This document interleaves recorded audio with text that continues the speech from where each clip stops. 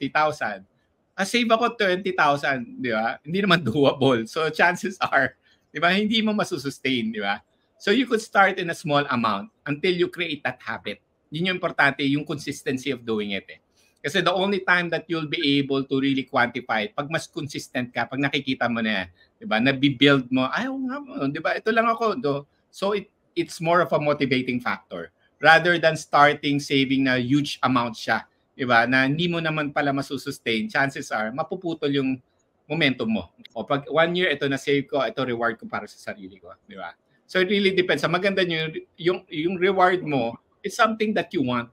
Di ba? Also, ako, okay lang to buy if you think that will also generate your money. Diba kasi some people are investing also on branding. I think yan din yung sinasabi ko sa maraming tao in the corporate world. Sabi ko, importante that not only that you are a performer, but also importante din that you'll be able to be more visible and create your own brand.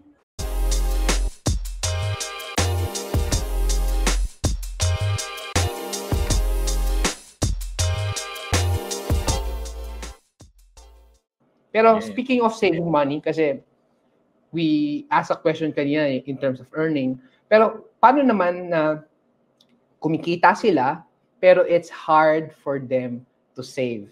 Ano ba yung ginawa mong strategy to resist temptation?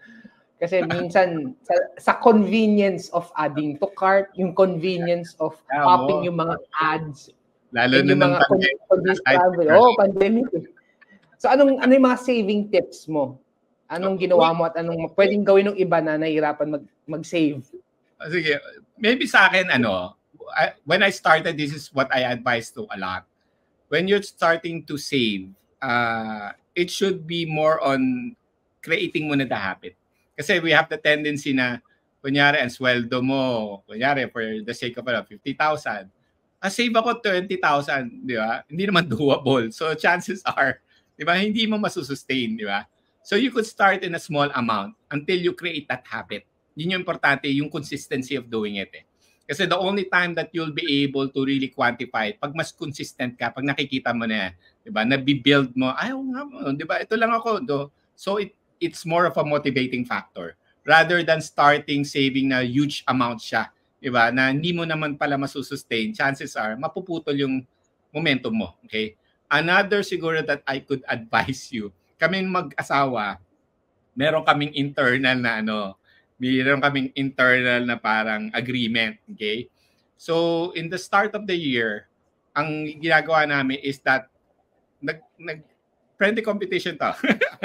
Naglalabanan kami ng sinong pinakamalaking makakapag-save sa amin. Sino matalo, 'di ba? We have to treat each other for a vacation or anything, 'di ba? So, mangyayari niya parang kayong dalawa gumagawa kayo ng game plan para at least na-accumulate yung savings nyo. Tapos end of the year titignan namin, magkano na save mo, di ba? But it's fun, di ba? It's a friendly competition na I think that will create parang, di ba, na ang agenda nyo naman the end of the day, pareho kayong makapag-save, di ba? Makapag-invest. So that's one habit that I've been doing for X number of years that helped me a lot to make savings a bit more exciting for us. Kasi it should not be boring. Diba? Kailangan kahit paano, friendly competition. Right. Paano yun, Bodge, kung yung nanonood, wala naman asawa o partner, wala silang ka-healthy competition? Paano kung single? Ano yung other discarte pa na pwedeng gawin when you were younger? When younger, siguro for ano lang talaga, you have to, siguro pwede mong gawin, mag-set ka ng mga benchmark target. Tapos that's the award that pag na-hit mo to, meron kang incentive for your own, di ba?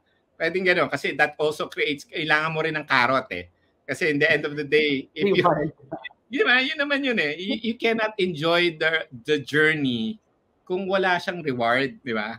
Diba? Yun naman yung life eh. So you have to create that, di ba? For example, on 6 months, pag ito na-save, ito yung reward ko para sa sarili ko. O pag 1 year, ito na-save ko, ito reward ko para sa sarili ko. Di ba?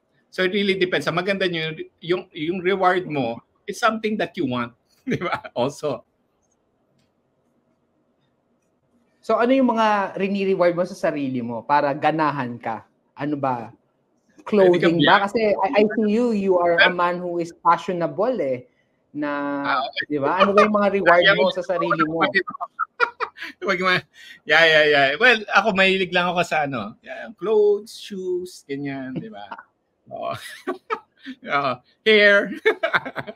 Pero how can you say enough is enough? Kasi pwedeng sabihin, kasi ito yung nagpapasaya sa akin, pero you have that same exact item, pero 10 variants na yung meron mo, tapos hindi mo nang ginagamit. So how can you say na, madami na, as opposed to reward ko naman to? Well, sa akin kasi, there should be a level of contentment in a sense that ako, okay lang to buy, if you think that will also generate your money. Iba kasi, some people are investing also on branding. I think, yan din yung sinasabi ko sa maraming tao in the corporate world. Sabi ko, importante that not only that you are a performer, but also, importante din that you'll be able to be more visible and create your own brand. And those are equally important. Yeah. Okay. Yeah. Neil, teka lang ha. May tumutunog sana. Sige lang. So while you are doing that, and i-recap ko lang yung mga sinishare ni Boj, it's really being excellent in whatever's entrusted to you. Also, no matter what happens, kahit may mga challenges, minsan magugulat ka sa gagawin ni God that He can open doors for you. Very inspiring yung sinabi ni Boj that even if hindi niya pa job description yung mga ibang work where he is, he's already adding value. Minsan kasi magtatrabaho lang tayo really on the dot of what's the scope of our work. And in some way, valid naman yun. Pero kung goal mo is gumaling and to be better, you have to do the reps as early as possible so that when the opportunity comes, mas ready ka. Parang si Bod. Siguro, last two questions kasi I know you also need to be somewhere. Siguro itong question kasi you are an employee, pero syempre may mga business ka din. Kaya ang ganda ng perspective mo. For those people who are watching and they are in a crossroad, ano ba? Magdo-double down ba ako bilang employee? Or magpo-focus ako sa empleyado? Kasi sa una, you need to establish first Hindi mahirap pagsabayin How would you know kung mag-empleyado ka at mag-excel ka doon? Ano yung mga indicators? O sige, mag-empleyado na ako at yayaman na ako parang si Boj, or siguro baka entrepreneurship is for me.